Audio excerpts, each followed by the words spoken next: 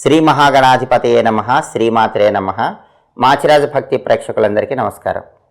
కృష్ణాష్టమి రోజు శ్రీకృష్ణుణ్ణి ఎలా పూజిస్తే అష్టైశ్వర్యాలు భోగభాగ్యాలు కలుగుతాయో ఈ వీడియోలో మనం తెలుసుకుందాం.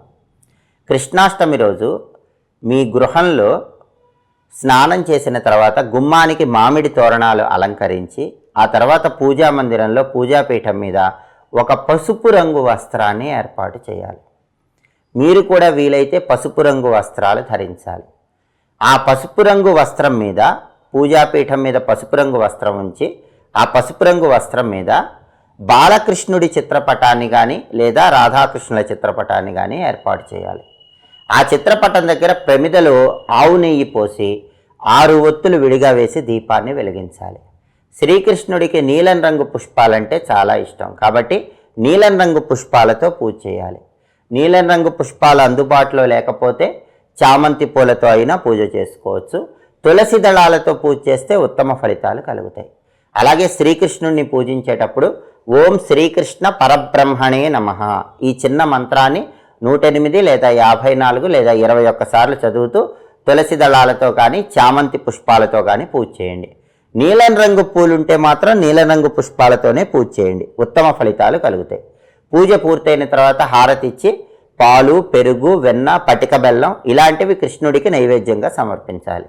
అంతేకాకుండా కృష్ణాష్టమి రోజు కృష్ణుడిని పూజించేటప్పుడు పూజలో నెమలి ఈకలు ఉంచి పూజ చేస్తే చాలా మంచిది.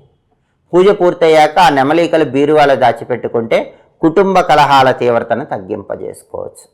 అలాగే కృష్ణుడికి అటుకులు అంటే ఇష్టం కాబట్టి అటుకులు కృష్ణుడికి నైవేద్యం పెట్టి ఆ తర్వాత ఆ అటుకులు ప్రసాదంగా స్వీకరిస్తే సర్వ సంపదలు కలుగుతాయి. కాబట్టి కుటుంబ కలహాలు పోవాలంటే నెమలీకలు పూజలో ఉంచాలి. సర్వ సంపదలు, అష్టైశ్వర్యాలు, భోగభాగ్యాలు కలగాలంటే అటుకులు కృష్ణుడి పూజలో ఉంచాలి. ఇలా చేస్తే ఉత్తమ ఫలితాలు కలుగుతాయి. అలాగే కృష్ణాష్టమి రోజు ఎవరైనా సరే కృష్ణుడికి ఊయల సేవ చేస్తే చాలా మంచిది. ఊయల సేవ అంటే కృష్ణుడి విగ్రహము లేదా చిత్రపటము సాయంకాలం పూట ఊయలలో ఉంచి ఊయల ఊపాలి. దీన్ని ఊయల సేవ అంటారు. లేదా దేవాలయంలో కృష్ణుడి పవళింపు సేవ దర్శనం చేసుకున్న ఉత్తమ ఫలితాలు కలుగుతాయి. అలాగే శ్రీకృష్ణాష్టమి రోజు కృష్ణుడికి సంబంధించిన ఊరేగింపులో పాల్గొన్న కృష్ణుడి విశేషమైన అనుగ్రహానికి సులభంగా పాత్రలు కావచ్చు.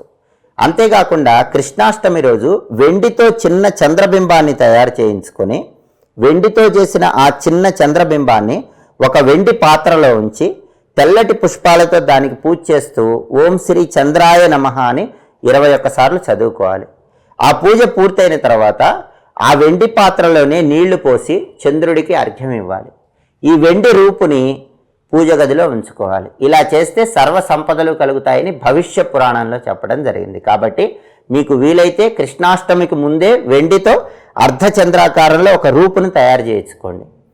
కృష్ణాష్టమి రోజు సాయంకాలం పూట వెండితో తయారు చేయించుకున్న ఆ అర్ధచంద్రాకార రూపుని వెండి పాత్రలో ఉంచి ఓం శ్రీ చంద్రాయ నమః అని చెప్తూ తెల్ల పుష్పాలతో పూజ చేయండి. ఆ తర్వాత ఆ రూపు తీసి పూజ గదిలో పెట్టుకొని వెండి పాత్రలో నీళ్లు పోసి చంద్రుడికి అర్ఘ్యం ఇవ్వండి. అంటే చంద్రుడి దగ్గర చంద్రుడిని చూస్తూ నీళ్లు విడిచిపెట్టండి. ఇలా చేస్తే సమస్త సంపదలు కలుగుతాయని భవిష్య పురాణంలో చెప్పడం జరిగింది. జాతకంలో కుజదోషం వల్ల పెళ్లిళ్ళు ఆలస్యమవుతున్నా లేదా భార్యాభర్తల మధ్య గొడవలు ఎక్కువగా ఉన్నా కృష్ణాష్టమి రోజు సంపంగి పూలతో కృష్ణుడిని పూజించాలి. లేదా ఒక్క సంపంగి పువ్వైనా కృష్ణుడి ఫోటో దగ్గర ఉంచాలి. ఇలా చేస్తే కుజదోష తీవ్రతను తగ్గింపజేసుకోవచ్చు. పెళ్ళిళ్ళు తొందరగా అవుతాయి, భార్యాభర్తల మధ్య గొడవలన్నీ తగ్గిపోతాయి.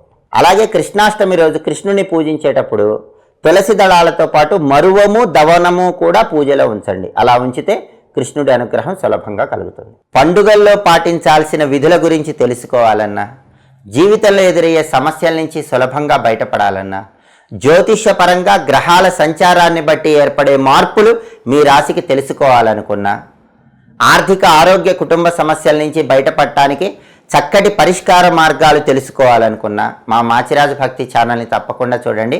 మా వీడియోస్ మీకు నచ్చినట్లయితే మా ఛానల్ని లైక్ చేయండి, కామెంట్ చేయండి. మా ఛానల్ వీడియోస్ 10 మంది మిత్రులకు షేర్ చేయండి.